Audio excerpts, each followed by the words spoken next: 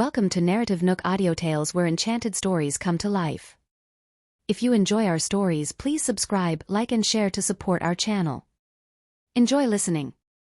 Nicole let out a sigh as she watched the twins walk into the kindergarten. When we were still on Crescent Island, they always envied other kids who were dropped off and picked up by their parents, who knew that when we returned home, they'd get to experience it too. Of course, it's different. They have a mommy and a daddy now. They have no need to envy other children. Jared gently held Nicole in his arms as he comforted her. Nicole glanced at the kindergarten once more. The twins were holding their friends' hands and playing happily. Nicole unconsciously smiled. Yeah, it does feel a little different from Crescent Island. The car's engine revved up and they made their way to Riddle Corporation. When they arrived, Nicole got out of the car and noticed Lulu running towards her. Nicole smiled as she walked closer to Lulu. Lulu bombarded her friend with questions. How was it? Did you find out what Everett did? Nicole smiled and shook her head. Let's go inside and talk. This girl must have not slept at all, she thought. The two women chatted as they got onto the elevator. Lulu exclaimed loudly, "No fucking way. He's too cruel." Nicole shrugged. Anyhow, there's some evidence. Nicole was unsure of what extent the credibility of the evidence was. She felt that it was not a matter of how cruel Dylan was, but more of how he could think of such things. I see Everett isn't backing down without a fight, Lulu said, pursing her lips. She was impressed by how Everett had whipped out a piece of evidence from thin air just to disqualify Dylan from getting any of the family inheritance. I mean, they suffered quite a huge loss. But from how they're at each other's necks, they probably won't even know if all of that was instigated by us, said Lulu. These people were cunning and scheming, but they're still clueless of people calculating their every move. It would be exciting to see their faces when they find out, Nicole thought to herself. Nicole and Lulu continued to chat as they made their way into the office. Suddenly, Nicole turned around and looked at Lulu. There's something I need you to do. Sure. What is it? Lulu looked at Nicole cautiously. Nicole handed the documents she had brought from the family manor. Find someone who can look into this. Make sure that no one gets suspicious. Lulu nodded, her eyes serious. Okay. If it weren't for the suspicion that arose when Dylan was thought to be a culprit, this investigation wouldn't have happened. No one would try to find out if there were more culprits behind this, thought Nicole. Lulu stashed the document away. There's also Dill Corp. It seems to me that they've gone fully independent from Riddle Corporation. From the looks of it, things aren't looking good for them. Nicole's eyes darkened. I don't know what's in it for them to think they're able to handle this independently. Dill Corp has been working closely with Riddle Corporation for so many years. I have no idea why out of the blue they switched to work with the Ellison Group. On top of that, they suffered a huge blow. I doubt they'll last. The next person we have to keep a close eye on is James Harlow, said Nicole. Lulu's eyes widened. James? Is he good? A cold look flashed across Nicole's eyes. I believe that he's the only one in Dill Corp that's more than capable of this. Nicole knew that with the ongoing situation with Dill Corp and the Riddle family, there was no way that James would be able to sit still and not show his true colors. Lulu was worried. What about Everett and Harvey? Don't worry about them for now, said Nicole. They'll most probably be in a mess for the next few days. It was obvious that Harvey was not helping Everett this time around. Nicole was a little curious as to whether the two of them would still collaborate in the future. From the looks of it, Everett seemed to be obeying Harvey's orders. However, Everett was not someone that be easily manipulated. He had a mind of his own. Perhaps Harvey could tell that Everett was just flattering him. In fact, Everett was using Harvey's power. Therefore, Harvey purposely agreed to Everett's request but did not bother about the matter. Harvey wanted to use this incident as a warning to Everett. Nicole thought it would be weird if these two could succeed in collaborating. Nonetheless, this was good news to her. Her mind at ease, Lulu then responded, "If there's nothing else, I'll go back to my desk." "All right, go ahead." Nicole nodded, and Lulu turned around to leave the office. Leaning on the chair, Nicole let out a sigh. She did not expect Everett to cause such a huge scene. It was impossible for Dylan and his family to take full responsibility. Meanwhile at Dill Corp, Dylan seemed crossed as he gritted his teeth. Everett has really done it this time. I won't let him off easily this time. Dad, what are you thinking of doing next? James mumbled. Although they managed to save the company, James clearly knew that Everett would not stop there. So naturally, they would not sit back and innocently suffer. If they did not work harder, they would lose everything on top of being disowned by the Riddle family. I suspect that they're responsible for the title of the family manor. Get someone to investigate this. Dylan commanded angrily. If you want to be this cruel, don't blame me for being selfish. But Grandpa had asked Uncle Daniel and his family to investigate. They found nothing. James felt that he was in a hard position. Even if he were to investigate, he might not be able to find anything. Didn't you notice that Everett is the only one putting effort into it? The rest are taking it lightly. It was obvious that Everett was in control of everything. That's impossible. Isn't Preston? James did not finish his sentence. The rest might be taking it lightly, but it was impossible that Preston would do so. Do you know how lazy he is? Even with the recent incident, Preston didn't look into it seriously. There was no way that Preston and Ella would investigate further. James frowned and replied reluctantly, "All right, I'll get someone to look into it." Although it would be challenging, Dylan and his family would be able to defend themselves if they could get evidence of Everett's doings. On top of that, they would have a stronger voice and position in the family. Dylan turned to Rain. "You should be smart too. Don't rely on James for everything. I'll be assigning more things for him to do, so he'll be busy. You better not disturb him." Rain felt a little wronged and wanted to defend herself, but James interrupted her. "Dad, Rain has been really hardworking," he said. "Actually, I haven't really been helping her much." Seeing the way James was defending her, Rain felt a lot better and replied, "I understand." Dylan assigned a few more tasks to them. Then, Rain and James left his office. "We didn't do anything wrong and got scolded yet again. Why doesn't he look for his secretary if there are any issues? Why must he look for you?" Rain grumbled. Although James stepped up and defended her, Rain knew that she needed James to help her when it came to certain things. "This is good news. In the future, we'd be more involved in the company operations. Don't worry. You can look for me whenever you come across any problem. You'll always be my priority," James said, comforting Rain. It was only then that Rain was satisfied. She looked up at James and said in a gentle voice, "Thank you. You're the best."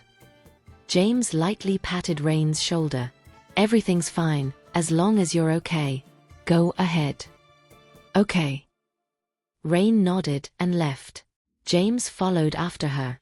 What Rain had not realized was that the gentle side of James had disappeared a long time ago. That afternoon, the sun shone brightly. Knock, knock. Hearing a knock on her door, Nicole frowned. "Come in." It was lunch break. Who could it be? The door opened and Ella entered merrily. "Nicole, it's me." Seeing him, Nicole smiled. "Oh, it's you. Have a seat." "Sure." Ella sat down on the sofa beside her. "What were you trying to say when you were acting mysterious?" Ella did not want to mention it the day before, so he purposely visited her at the company. "Of course, I have good news." Ella smiled and said proudly, "I've secured an international project." Nicole nodded. "That's great news. Congratulations." "Hey, I didn't come here so that you can congratulate me. I'm here to thank you." With that said, Ella felt embarrassed. If it were not for Nicole, he would not have been able to secure that project. Nicole's eyes widened. "You mean the project you secured is the one with San International?" If Ella was thanking her, then it would only be about the project with San International, since she only helped Ella with that one. "Yes, that's the one."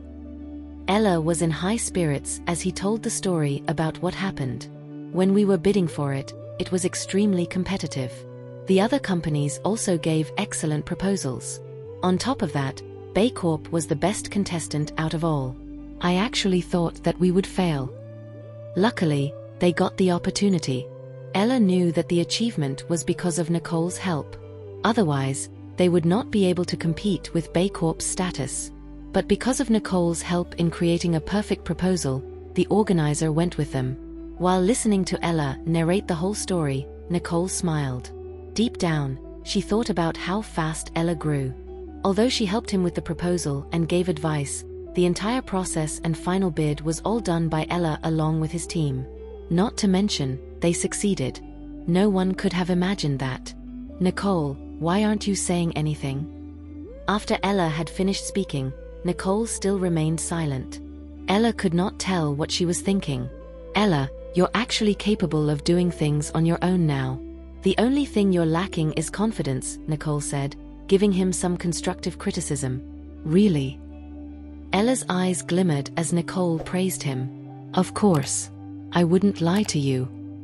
Nicole rolled her eyes at Ella. Ella scratched his head and smiled innocently. After discussing work, Ella said, Samuel and Spencer are getting married soon. My mom and Aunt Gloria have been very excited about it. Yeah, it's time that the family brought in some happy celebration. Nicole's eyes darkened slightly. None of the family members knew about Nolan and Lana yet, but they would be the page boy and flower girl. So when the time comes, she would not be able to keep it a secret anymore. Nicole, what's the matter? Ella asked in concern, noticing Nicole's expression. Is there something that hasn't been settled? You can pass the job to me if you're busy. I'll help you with it. It's not that. Nicole shook her head. I just thought of something. Nicole had not figured things out, so she could not reveal it to Ella yet. Ella did not give it much thought and continued to ask, Oh yeah, I heard Spencer had a junior who caused a lot of trouble. Is everything settled now? As long as Spencer and Lulu are fine, that girl wouldn't be able to stir anything up. Nicole's eyes narrowed. As long as their relationship was stable, Iselin would not be able to do much even if she was still in love with Spencer. That girl doesn't seem to be as meek as she appears to be. Ella smirked, pitying Spencer. How did Spencer come across such a junior? Ha! Nicole rolled her eyes at Ella.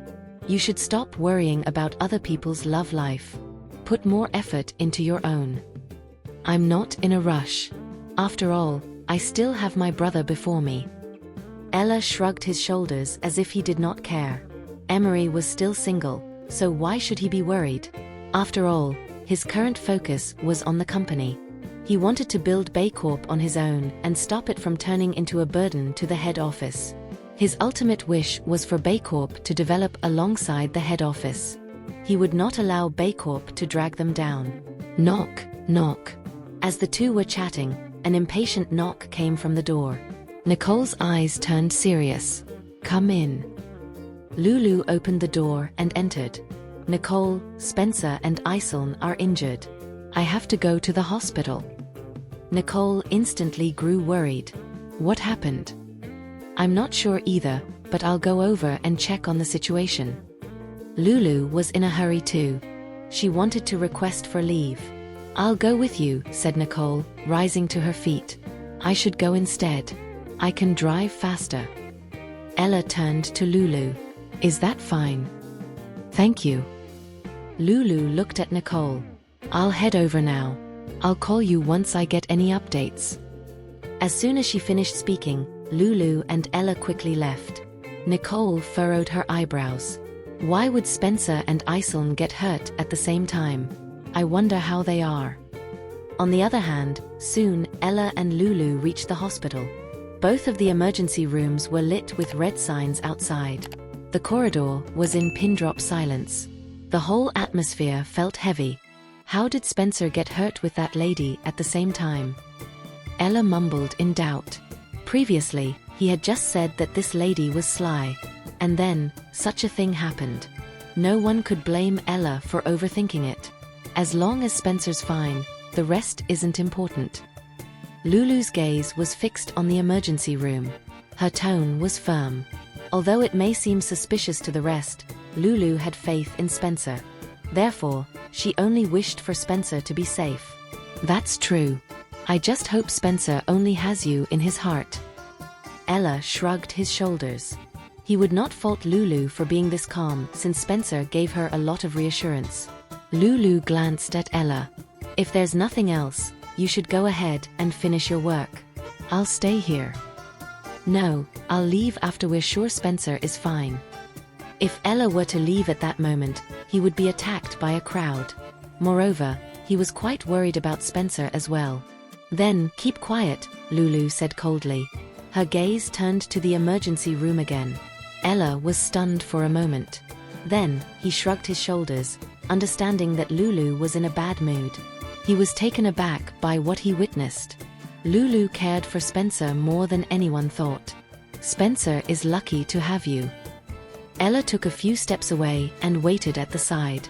Lulu was not in the mood to care about what Ella was talking about either. She was only worried about Spencer and wished for him to be safe. And just like that, they were standing outside of the emergency room. 10 minutes, half an hour, 1 hour later. Finally, the doors to the emergency room opened. The doctor stepped out, and Lulu quickly ran over. How is he, doctor? The patient suffered minor injuries. His condition is better now, but he'll need to rest a bit more, the doctor explained. Thank God. Lulu heaved a huge sigh of relief. At this moment, she suddenly felt the exhaustion of her body. Seeing Lulu about to collapse, Ella reached out his arms to support her. Spencer's fine now, but you're not. I'm fine. I was just too excited for a moment. Lulu regained her composure. Then, she peeked inside the emergency room and waited for Spencer to be brought out. After a while, the nurses wheeled Spencer out in a wheelchair. Lulu immediately walked up to them. I'll take over. Taking the wheelchair, Lulu asked in a gentle voice, How are you feeling now?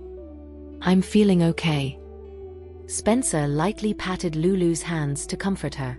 Although the doctor said you're fine, shouldn't you stay here for a few nights for observation? Ella asked out of concern. It's okay. Let's go home. Spencer shook his head.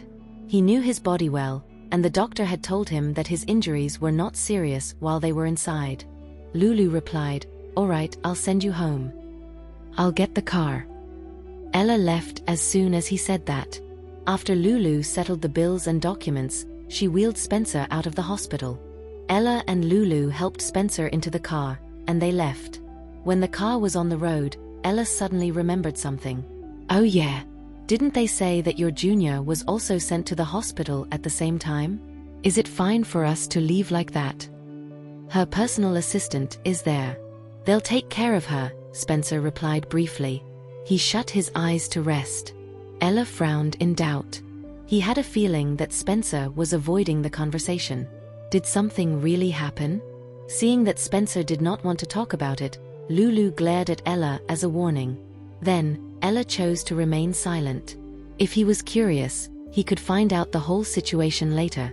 There was no way he would be able to get anything out of Spencer and Lulu. He decided to change the topic. Are we going back to the Riddle family's house or the apartment? Lulu glared at him unhappily. The Riddles. Why would they go to Lulu's apartment? It wasn't that Lulu was not willing to take care of Spencer, but Spencer's situation is different from Samuel.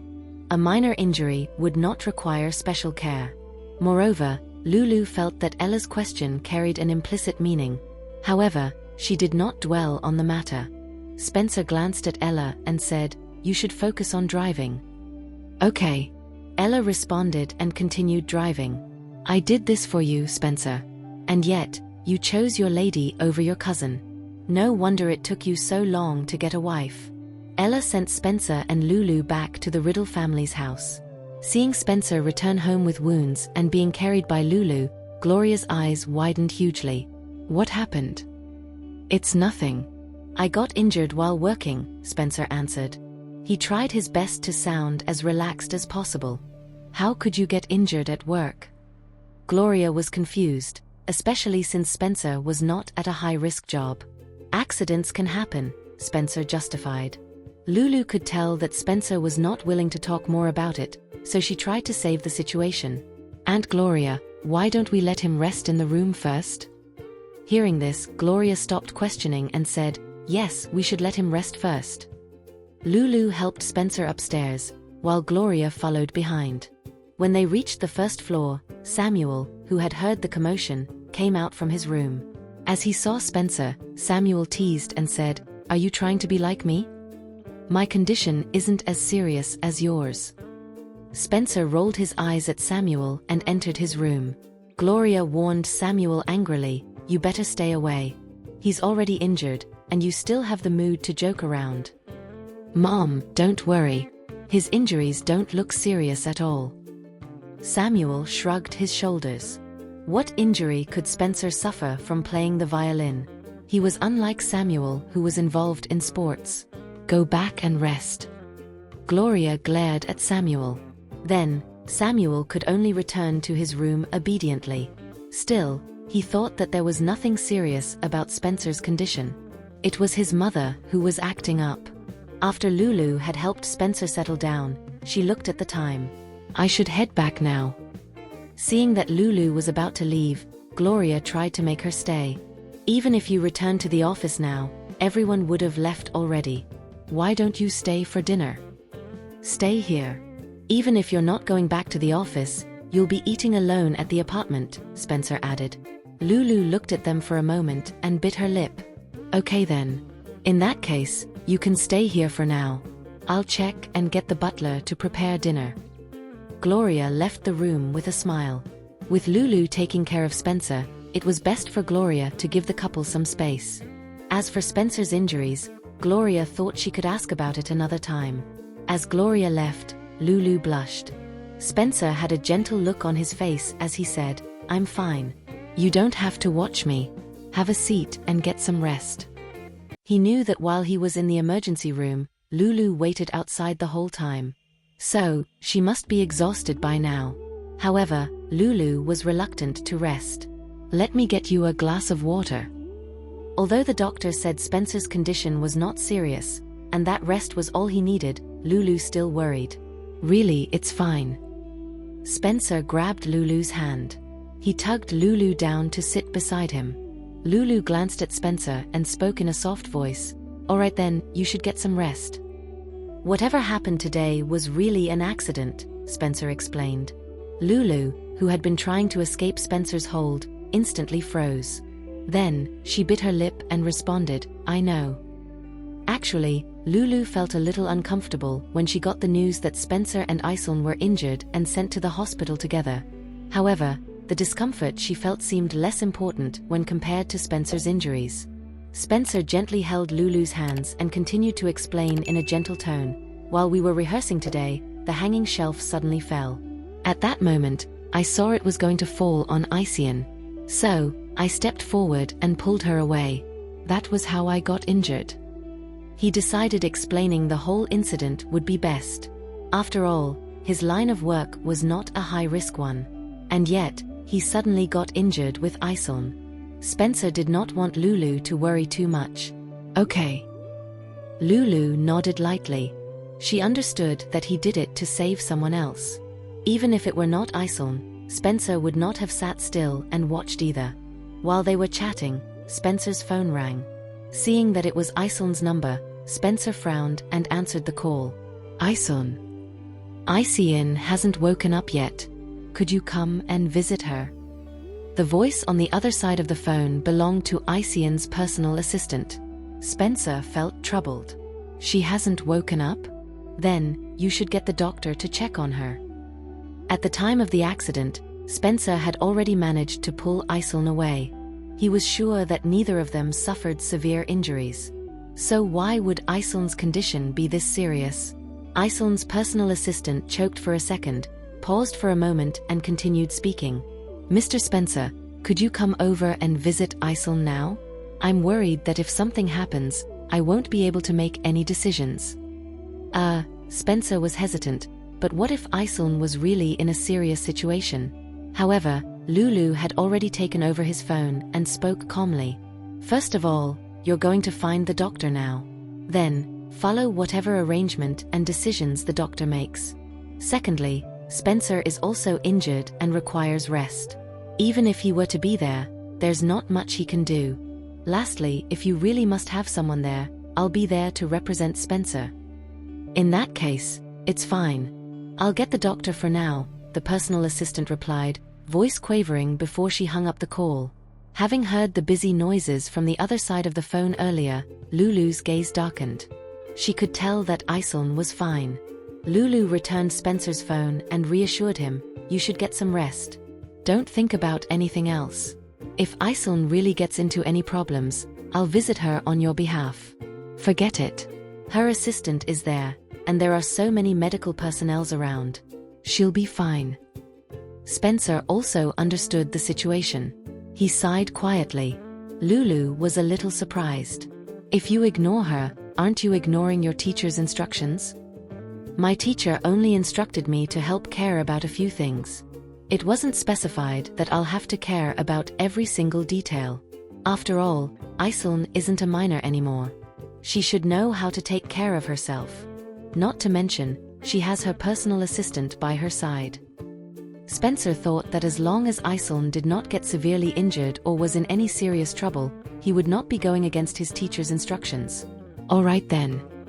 A warm feeling grew in Lulu's heart. She knew that Spencer was thinking of her, trying his best not to make her feel sad. After a while, all the members of the Riddle family had returned home. Gloria gathered everyone in the dining room for dinner. Lulu glanced at Nicole and gave Nicole a nod as she helped Spencer down the stairs. Looking at Spencer's wounds, Nicole guessed that the injury was not that serious. Are you okay now? Just a minor injury, Spencer replied lightly as he did not want everyone to worry about him. Even so, you should rest for the next few days, Gloria advised, still unsettled. Spencer nodded. All right, I got it. Gloria then turned to Lulu and said, Lulu, you should come over more often if you're not too busy. Otherwise, he'd feel bored at home. Lulu blushed a little as she responded, Will do, Aunt Gloria. Hey, I've just recovered and now, it's your turn to stay at home. We really are a tight pair of brothers, Samuel teased, shrugging. Spencer rolled his eyes at him. Don't speak nonsense. Anyways, I'm going back to the team tomorrow. Samuel smiled widely as if he was saying, You have no choice but to stay home. Gloria rolled her eyes at Samuel. That's enough. Let's eat. We're here to eat and yet, you're busy quarreling. Chuckling, Samuel smiled innocently. He had been lying in bed for 2 months and it was finally his time to head outside. Of course, he had to brag about it. Spencer seemed to have read Samuel's mind. So, he said sarcastically, Quit bragging. I won't be lying in bed as long as you did. Yeah, right. You better not affect my wedding day, Samuel responded. He wanted to show that he would not back down from his brother's attack. Humph. That's my wedding day too. Of course, Spencer would not want to delay it. In fact, he would never. After everyone ended the dinner with chatter and laughter, Lulu brought Spencer up to his room again to rest.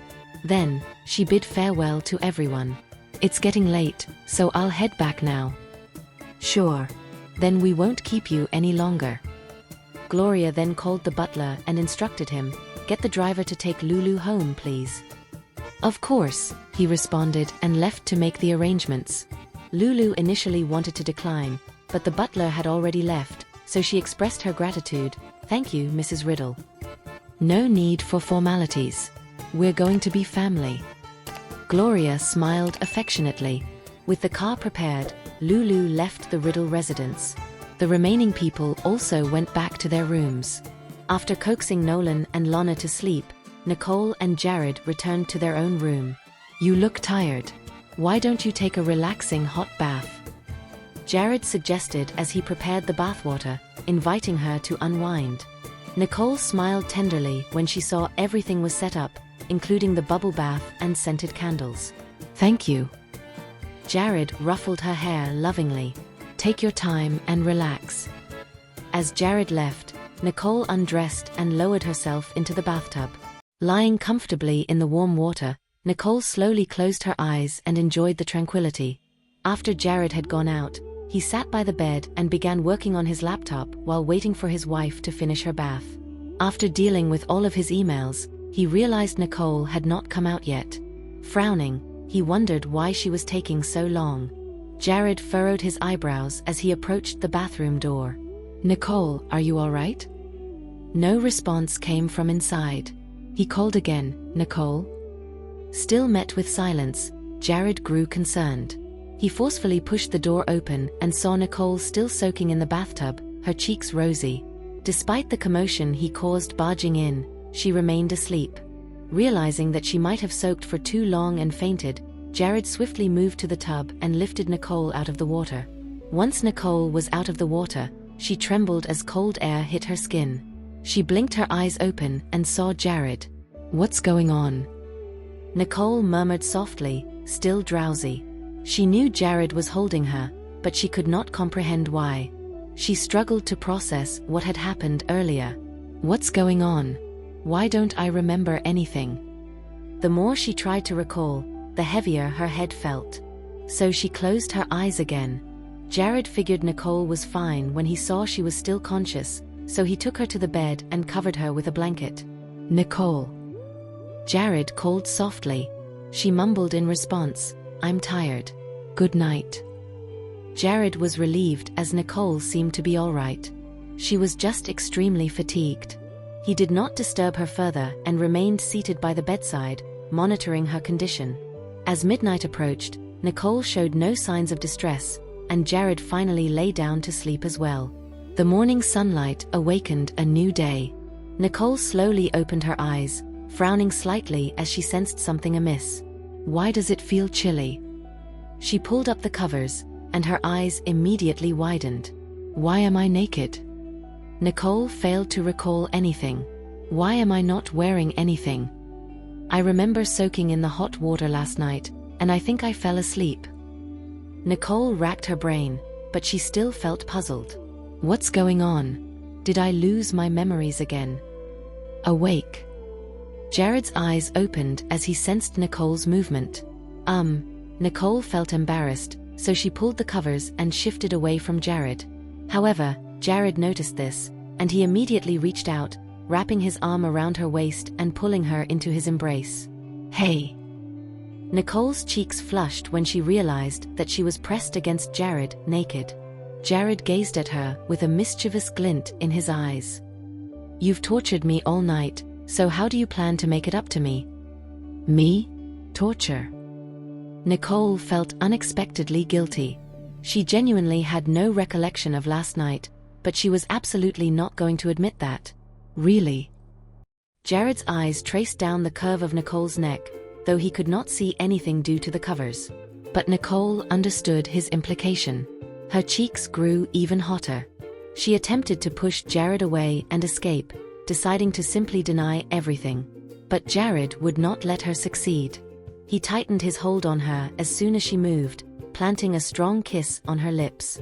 A spark ignited, and the room instantly grew warmer. By the time Jared and Nicole came downstairs, breakfast time had already passed. Tia had taken Nolan and Lana to school, and those with work had left.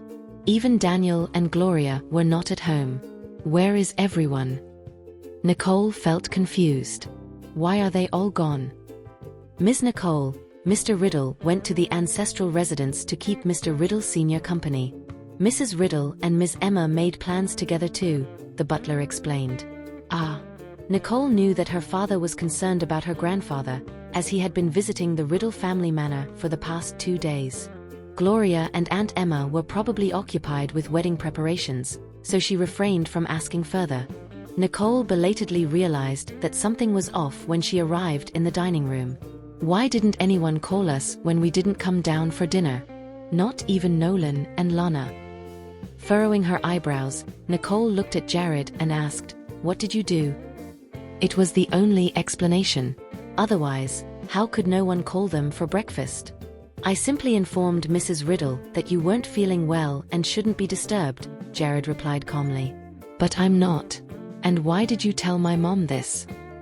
Nicole could not help but roll her eyes at Jared. Doesn't he feel embarrassed? Last night, Jared paused and shrugged before continuing, You fainted in the bath. He genuinely wanted her to have enough rest. Nicole blinked in confusion as she gradually pieced things together. So that's what happened. No wonder I don't remember anything from last night. That was why she woke up this morning completely naked. He had carried her out of the bathtub without her clothes on. Furrowing her brows in annoyance, Nicole looked at Jared out of the corner of her eye. He did it on purpose, didn't he? Breakfast time. Jared, seemingly unfazed by her expression, calmly handed her a glass of milk. Nicole bit her lip and ultimately decided to let it go. She was not sure why, but she felt that if she pressed further, Jared's answer might be more than she could handle. Jared was a shameless man after all. Jared smiled dotingly as he watched Nicole's every move. After having breakfast, the pair left the Riddle residence. Jared took Nicole to her office. He watched her go in before instructing Max to drive away. Any updates on Preston? Jared asked in a serious tone, reclining in his seat. Not yet. He just sent a message saying he's already contacted Ryder and Gary. Both of the brothers agreed to help, Max replied. Okay. Jared was satisfied. After a brief thought, he added, the Finleys are working on a network intelligence company. Arrange for someone to negotiate investment. Max paused for a moment before nodding in agreement. Sure. In actuality, the Finley family's project did not quite fit with the investment criteria of the Johnston Group. Jared's decision was made more for the sake of his wife. He did not want to owe people too many favors. This way, it was a mutual exchange of help. With the arrangements settled, Jared picked up the documents next to him and began reading them with a solemn expression. Meanwhile, in the Finley family, Preston, this task you got yourself into is quite challenging. Where did you find this masochistic job? Gary furrowed his eyebrows with a sour expression. He regretted agreeing so easily when Preston had approached him. Even the former Lucifer would find it difficult to complete this task, let alone now when Nicole had lost her memory. They could not even seek her help even if they wanted to. Preston glanced at Gary indifferently and said, "Don't even think about it. The truth is, this involves Nicole." He could not reveal the specifics to them. After all, he did not know much himself. Even Nicole can't handle it. Ryder's expression turned serious. If Nicole could not do it, could we? Oh, come on, pull yourselves together. I'm not asking you to compete with Nicole in hacking skills. What we need now is to search for clues about the 5 crests, especially the fire crest. I trust you both, that's why I came to you, Preston encouraged them. Gary gave Preston a disdainful look and asked, "You're saying this because you can't do it yourself, isn't it?" "I might be able to. It's just that time is running short, and besides, 3 heads are better than 1, Preston replied with a hint of pride. Are you even here to ask for our help? What's with your attitude? Gary protested irritably. Didn't asking for help require a certain attitude? Asterisk. Well, someone requested my help too, so why don't you go tell Nicole that you won't help her? Preston shrugged with a look of amusement on his face. He knew Gary would not actually do that. Gary glared at Preston indignantly. You're ruthless. Stop quarreling, you two. Every time you meet, you argue. Let's think about how we're going to handle this instead, Ryder intervened, maintaining a much calmer demeanor. Do you have any ideas? Preston and Gary both looked at Ryder with anticipation. Well, I was thinking Ryder's words were cut off by a knock on the door. Annoyed, Gary furrowed his eyebrows and said, "Come in. Didn't we say that this is an urgent matter? Why are we being disturbed?" The assistant walked in, visibly excited. "Mr. Ryder and Mr. Gary, the Johnston Group wants to invest in us. Look at you, barging in like this. I told you I have an urgent matter." Gary was about to get angry, but he stopped abruptly when he processed what he just heard. What did you just say?